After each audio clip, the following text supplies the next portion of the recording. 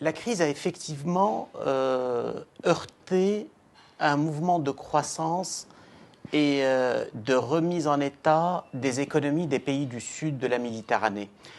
Depuis 2000, les pays du sud et de l'est de la Méditerranée ont fait de gros efforts en matière de restructuration de leurs équilibres, de leurs grands équilibres macroéconomiques.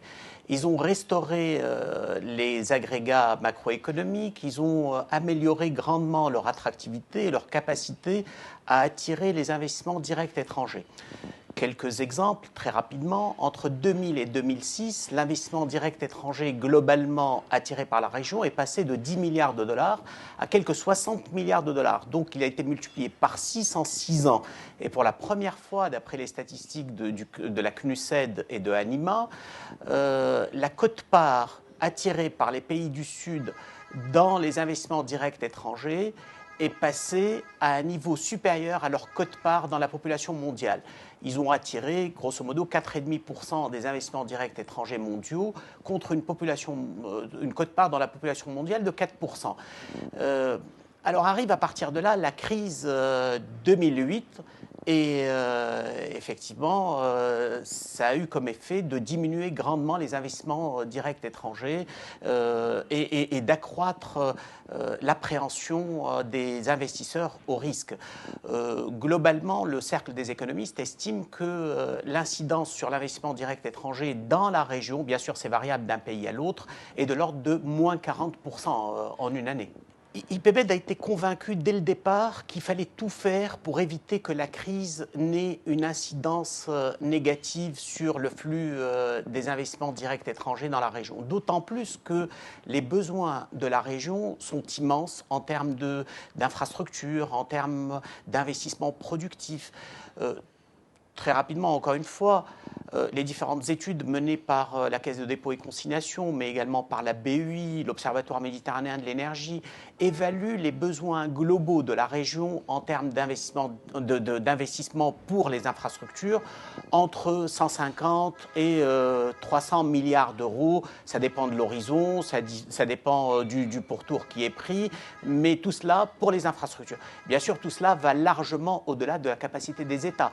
D'un autre côté, les études de la Banque mondiale, du PNUD, montrent que la région sud et est de la Méditerranée a besoin de créer 100 millions d'emplois sur les 15 prochaines années. C'est énorme. Les États ne sont pas en mesure de faire face à cela. C'est le secteur privé national, mais également international. Ce sont les investisseurs institutionnels qui doivent se mobiliser pour la région. Et se mobiliser pas dans un geste de solidarité charitable. Se mobiliser parce qu'il y a de l'argent à se faire pour tout le monde. Les besoins de la région sont des opportunités d'investissement et de croissance pour les investisseurs du Nord et des pays du Golfe, mais également des sources, des relais de croissance pour les entreprises du Nord. Alors, IPBED a réuni dès mars 2009 ce qu'il a appelé l'initiative pour l'investissement en Méditerranée. Il a lancé cela conjointement avec la Caisse de dépôt et consignation, Paris, et la Caisse de dépôt et de gestion du Maroc.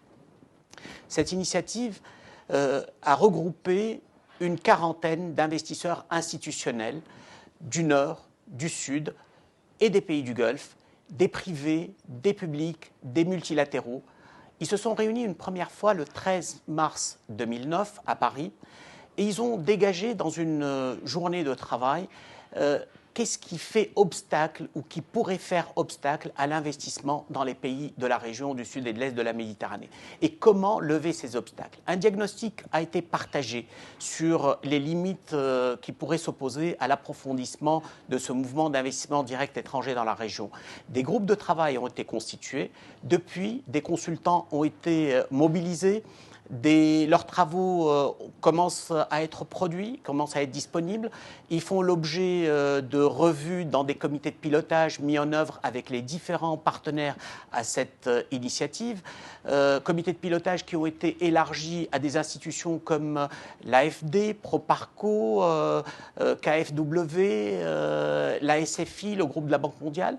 Il est prévu que nous nous retrouvions tous ensemble le 15 janvier 2010 à Rabat, à l'initiative et à l'invitation de la Caisse de dépôt et de gestion.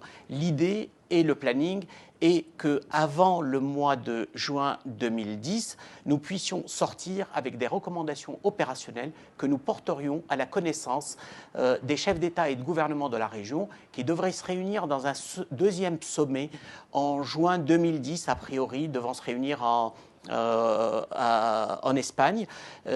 Donc c'est de les interpeller pour dire, si nous voulons tous ensemble que les choses progressent, que les choses aillent mieux, que l'investissement direct étranger non seulement ne se tarisse pas sur la région, mais qui s'approfondisse, voilà les réformes à entreprendre et voilà ce qu'il faut faire ensemble.